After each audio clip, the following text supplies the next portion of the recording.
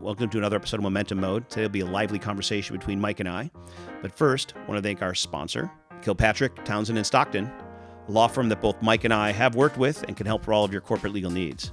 Additionally, I want to thank Improve, Mike's company, which is AI for financial services providers, and my organization, Aperium Ventures, venture capital focused on the ad tech and martech spaces. Enjoy the episode. Welcome back to Momentum Mode. I'm Mike. Corey. And our topic for today is managing uncertainty, which if you go into an interview as a CEO, or perhaps, Corey, if you're interviewing a CEO, that's something that has to be demonstrated, but you could take your pick of the types of uncertainties that a CEO or an executive is facing today. So, Corey, when I say managing uncertainty, like what's coming through your mind? Oh, crap. Right. I mean, it's the first thing. Yeah. I mean, look, right now, I feel like every board meeting I go to, every CEO I talk to is, the uncertainty is the headline. Yeah. Right. Yeah. And, in the U.S., not a political statement, but we have a lot of threats of tariffs and nobody knows what that's going to mean. Yeah. The question is that going to have an economic impact? The question is, are other countries going to put up barriers to do blah, blah, blah, blah? And what's happening is just leading to massive uncertainty. So, as a CEO, you think about what can you control? I can control this. I can do this. This is in my power. And then you think about what's not in my control. Yeah. How do I reduce the risk of that? The hard part is when what's not in your control just grows and grows and grows. Sure. Right. And so that leads to just massive uncertainty and really impacts your decision making in a business. I think the greatest peace of mind I ever had as a CEO was in tough moments, remembering I can only control what I can control. Right. So how do you filter to here's our controllables individually and as a team, and here's what's not? And like if you were coaching a CEO today, or an executive, what's the frame of reference or mind to approach? There's some liberation in knowing I can't control what I can't control. However, you have to plan for the impact of things you can't control. Yeah. Right. And that's what I will tell them is say, okay, what are those outside factors that are legitimate? What's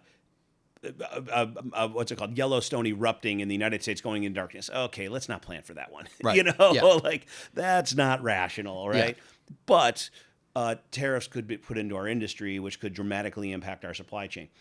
Okay, that's one you probably should plan for. So it's not being paralyzed by the unknowns, but it's knowing which of the unpredictable and uncontrollable items you should have a plan for, you should think about. Well, and you've just given me two controllables. One is I figure out what my system of staying up to date, reading, learning, of being able to at least reasonably anticipate what might be the uncontrollables. Yes. And then planning for them, which isn't like we are putting in place that this is definitely happening today, but you're figuring out some wiggle room that you want to have of decisions and actions you can take if this thing that might be a 60% possibility happens. Yeah. So I was when I took over the company Yellow as CEO, it was at the beginning of COVID, and actually I was technically executive chairman of the board at that moment, and the head of HR calls. I get the announcement about Tom Hanks. I get that on my phone. Rudy Gobert has COVID. Tom Hanks has COVID. Both happened on the same night. It was like literally the night.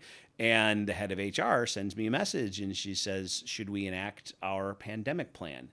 I'm like, what? You have a pandemic plan? Yeah. And what had happened is they had a number of government customers. And in order to hit some of their certifications, they had to do all of this, disaster planning. Sure. And it was like, what does it look like? Tell me what to do. And the good news, it was work from home, and they had tested the video conferencing, which most people were in the office. They weren't using all the time on their own personal computers and so on. And that was one of those situations of highly unlikely, but we could have a basic plan in place. And we had uninterrupted business, right? We had a few challenges of, so-and-so left XYZ in the office, and we got to have, that's the person we're designating to go to the office. They're going to be able to put it in this spot, and the person can pick it up there and so on. But like that was a situation of the regime had done a really good job of saying, well, I can't control that, but I can at least feel comfortable that I put a plan in place. Sure. Right now, economic uncertainty is the harder one to plan for. So, and this is the conversation I'm having with almost every executive I talk to is, how many budgets do you have? Yeah. So there's the one you ran we're midway through 2025 pretty much. This is my annual budget. Great. I'm going to guess you reforecasted at some point. You have a forecast some through the year. Great. What's that look like? Now, what's your down forecast look like? And what do your expenses look like? And what's, and so on. And big and small alike, they're doing the exact same thing. And I know this because in the advertising world, one of the first things companies do when they see uncertainty is they pull back on their media spending. Yeah. And so I'm with a advertising venture capital firm and digital advertising, and what are we seeing in our portfolio companies is they're seeing uncertainty in the spend because I'm pulling back on my spend. Yeah. So why are they doing that? Because big companies are planning for uncertainty. Yep. They're saying I can right now take a little out of this. Yep. Reduce my risk later in the year. If something goes wrong, I've got the capital sitting here aside, right? So it's not just little companies doing it. Big companies are doing it. Well, and the right little away. company has to plan and right. think about with empathy, Mark Ackler's favorite word, what the bigger company client might be having to plan for. That's right. That's right. I remember one of the craziest times I was running a company, Undertone Digital Ads, and our large client was a retailer who happened to have, and this was a $12 million a year client, and they happened to have their point of sale systems credit card hacked. Wow. And their credit card numbers were all going to a hacker when they were swiping them before tap days. And they came to us and said, we're cutting by 75% our spend. Crazy. Overnight, because they needed to pull the money back. They had legal bills. They suddenly had a big PR bill because, and they got through it. And it's a retailer you all know and should trust. And it was shown that, they pretty much did everything they should do. But it was, how do they manage risk? So, right now, this world that we live in 2025 is one of lots of risk, of lots of change. Sure. And as a result, have multiple financial plans. Yep. You should share them with your board, right? What happens if our revenue goes down by 10%, by 20%? What happens? Where's the point that we're in real trouble versus where's the point that's uncomfortable? And that's the hard part. Most CEOs don't get to the point to know where real trouble exists. All right. CEOs can also have their tail pulled in all different directions. Absolutely. There's a lot of distractions out there. There's always the character in the movie who lives in the bunker. Yeah. So how do you stay, forward oriented, but still know you got the plans in the back pocket without the tail kind of pulling the dog? CEO doesn't make these plans. The CEO asks for these plans to be made, right? The financial plan, doing a financial model to show me down, call it, let's just make numbers 10, 20, 30%. CFO, FP&A, financial planning analysis, they can do that. Yeah. Okay. Right? They go say, hey, look, give me those plans. And then we meet. Yeah. And then I look at it and I go, where's our break point? We're not breaking. We're going to have to reduce headcount. Yeah. We're going to have to cut costs, blah, blah, blah. Yep. But we're not breaking. Go find me the break point. And then they come back. So, and then did the CEO at Yellow create the plan for, if a pandemic happens? No.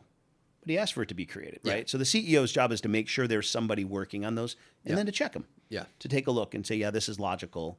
And in the case of the financial plan, 100% the CFO owns it and their team. And 100% the CFO should own presenting it to the board. Your board should be aware of it because you don't want to say, I'm going to pull it someday and go, hey, you never saw this, but guess what? Here's what we're going to do, right? Yeah. And at the board level, how do you know if the management team has the right deck of plans Pressure in test. You just ask questions. Lots of questions, yeah. And look, the board cares most about financial. Yeah. The financial risks associated. What happens if our sales fall 10% this year and we have debt on the business, and what happens there? Yep. And and by the way, that's what the CEO needs to bring to it. Is the CEO needs to ask the questions like they're in a board meeting. Yep. Like the board member would ask, which are generally going to be the right questions, right? I'm saying I have faith in boards, but they should ask questions like, what's your ability to reduce cost? What's the cost to reduce cost? Yeah. Because it's not free, letting people go or cutting contractors or getting rid of suppliers. Typically, there's exit fees and so on. So knowing what those are. I always had this concept with my CFO. We would call it the levers. What are the levers in our business, right? Large businesses know media spend. Their advertising media spend is typically not locked in. It's not committed. So it's a lever. I can pull it quick. Hiring, it's a lever. I can pull it quick. So that's that. So what I do as a board member is I ask, what are your levers? Yeah. What are you doing? Hey, I'm hearing talk of XYZ. Do you know what happens in that scenario? Yeah. So that's the response. So that's the homework the board members got to do. Yeah. What disaster planning or what uncertainty does this company have to plan for? So at the startup level, Yeah, sometimes put it as you're inherently leading up a foggy mountain. Yeah, because yeah. there's all You're these nuts. hurdles Why would you do and that? challenges, Yeah. right? And then you don't know. Like, it's inherent No uncertainty. No Sherpa. Right. Yeah. Right. Well, that's part of it. You go get the Sherpa. But the communications then in leading a team up that foggy mountain are so central. Yes. And so how do you approach the communications when faced with uncertainty? Yeah, I mean, number one is if I think about different constituents, right? If I think customers, I'm not really communicating uncertainty messages to customers, right? To customers, I'm just telling them, with business as usual, we're fine. We got you. We're going to keep solving the problems we solve. That's customer. Employees, I'm telling the team, the organization, my family, depends on what label you give to your organization. Yeah. I'm telling them, like, this is our plan. And by the way, we have plans if things go sideways, and right By the way, now, don't call them your family. It's misleading. It's not I a family. agree. It's a team. I just it's a hear it. team. I know. I'm saying it because I've literally had it spoken to me by others. Right. I know. But right, but I get what you mean. Yeah, you know what I mean. But like going to the team and saying, we've got plans. Now in this world, if I'm an employee in a company, I'm asking what happens to us if XYZ happens in the market. Answer them. Yeah. Like, we know we would have to do something. They're not stupid. Yeah. Right? If your business is heavily reliant on importing goods and somebody puts in tariffs, guess what? Either you're going to have to increase your prices, or you're going to have to reduce your costs. Like, literally, that's math. Yeah, it's not a good, bad, or it's not a political statement. If tariffs go in, one of those two things happens, just tell them. Right. Prepare them so that if it becomes more likely. Generally speaking, I wouldn't tell the company. We always had up and down financial plans. I wouldn't tell the company about it. They didn't need to know. It wasn't a likely risk. Yeah. If something became a likely risk, then I would start to share it. And what a great trust building opportunity when that moment occurs, right? Because let's assume you're able to get through it. Yep. Which in most situations, it doesn't bury the company. Yeah. You get through it. And so if it can be seen as an opportunity to build trust and tightness in the culture of the team, you can either lean into that, or where it can go wrong is wait till the last minute. And when you get the question in the Q&A town hall, you say everything's fine. Well, I don't think everything's fine. So has that been something on your mind as you've been in those leadership seats? Absolutely. Yeah, I mean, I'm a big believer in be honest with the organization. Don't spin the organization. Yeah. Don't sell the team. Tell the team. Yeah. Right? Sell your customers, but the more honest you are, the more open you are with your team, the better your communication. This has been a theme of our episodes, as long as, as many as we've done, Mike, which communication. You can't do enough. Yep. And the thing is, people want it. They want to follow that in a good way. They want to be in places where they feel they're trusted. Yep. They're not lied to. They're treated like adults. Yep. They aren't coddled like kids. And then all of a sudden, like, oh, we never told you, but this happened. Yeah. Right. So, and look, right now I'm talking to CEOs that are putting their head in the sand and saying, AI is not going to impact us. And I say, well, what happens if a low-cost competitor comes out? Yeah. And I've been involved in one board where a low-cost competitor has come out, and it's AI-powered, and now they're kind of freaking out. And what do we do, right? Well, it's going to happen in every industry. You should start thinking about that. Right. What happens? How do we deal with it? So you've got to do it as a CEO, but you don't want to alarm the organization, and you don't want to alarm the board, but you want to be realistic. Yep. That this uncertainty is here. And by the way, in my mind, we have two massive uncertainties that we're living at in 2025. We're living with an economic uncertainty as different policies are shifting around, and we're living with what I call AI uncertainty. Yeah. And we don't know how AI is going to impact what industry and what business and what that is. So you as a CEO, your job is harder than ever. Yep. Because you got to balance them and move around. But you have to balance them and move around. You can't act like those two things aren't happening. Yep. And that goes to your earlier point, and that is, how do you balance it as a CEO? This becomes more important than other things. Yeah. Because those two things are happening. They're happening in your industry, whether you like it or not.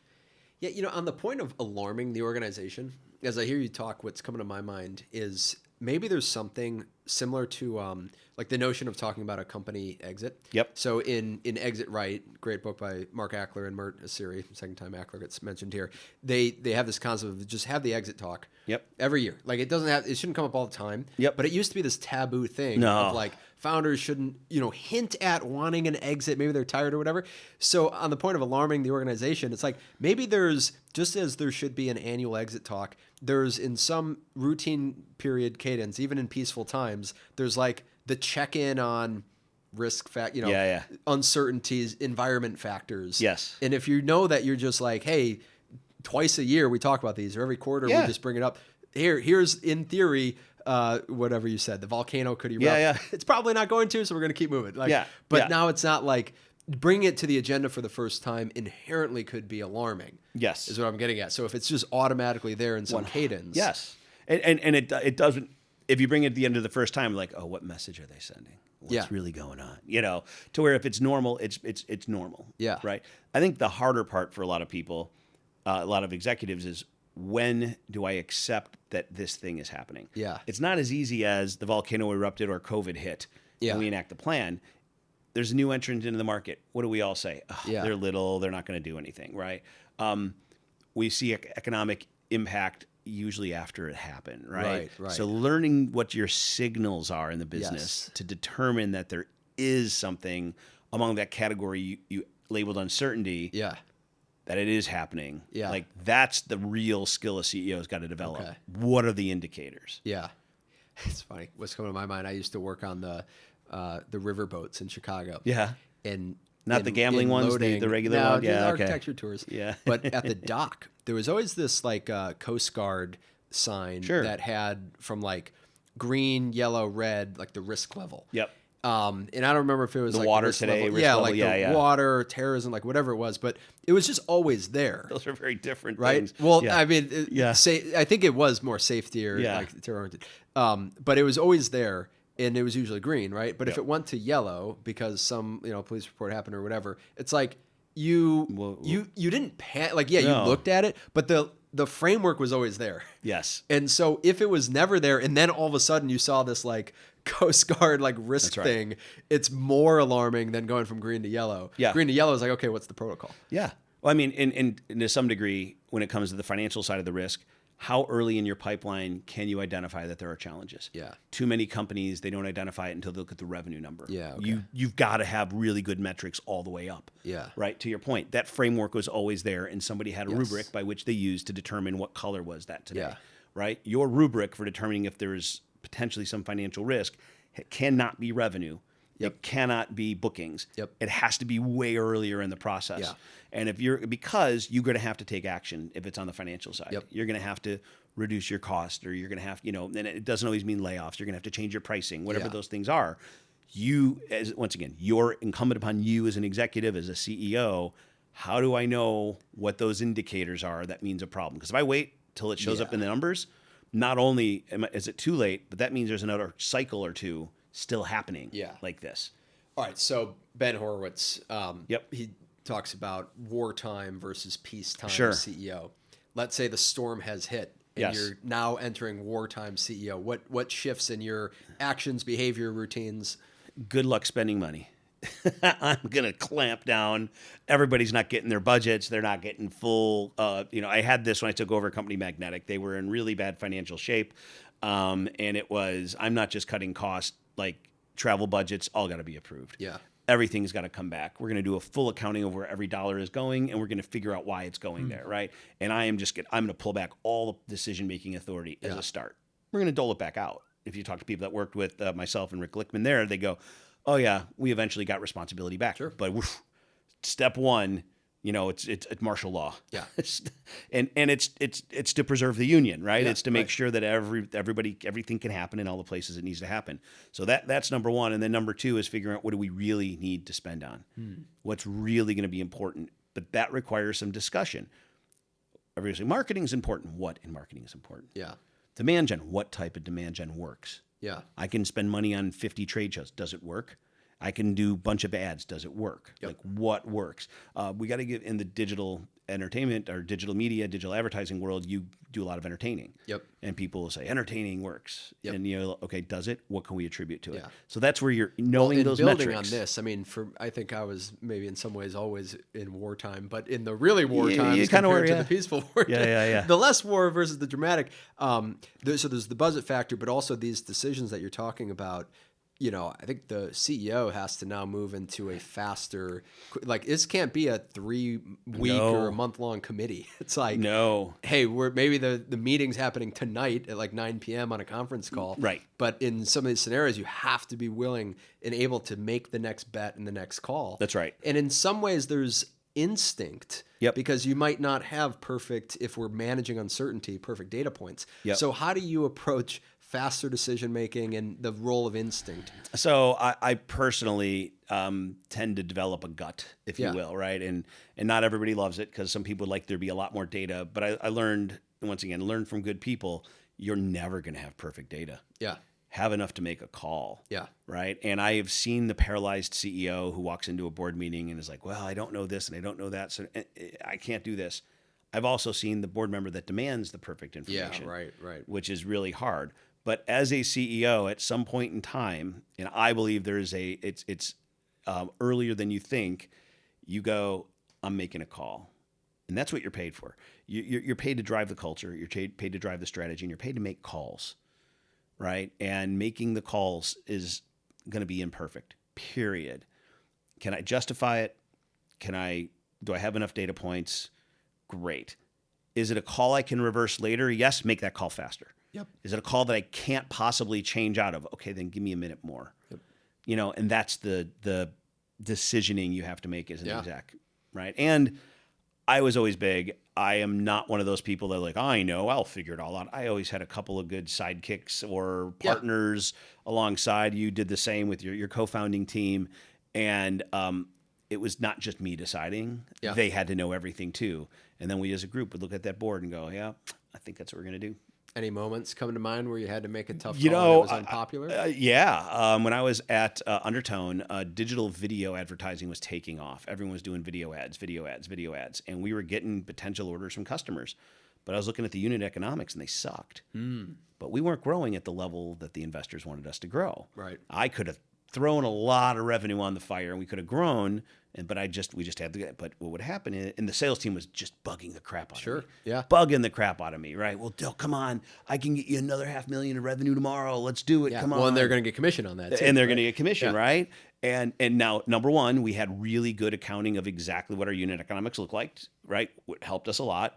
And I had some other good people. We talked about the trends. What would hurt us? Yeah. Because there was a theory internally that you had to take a loss on video advertising right now because you were going to get left out of these accounts and they were not going to come back to you.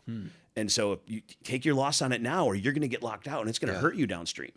And that was the really hard decision point, right? The unit economics was really clear. Yeah. But am I turn down revenue? And am I sacrificing future business even if it's break-even revenue? Oh my God. And I made the call.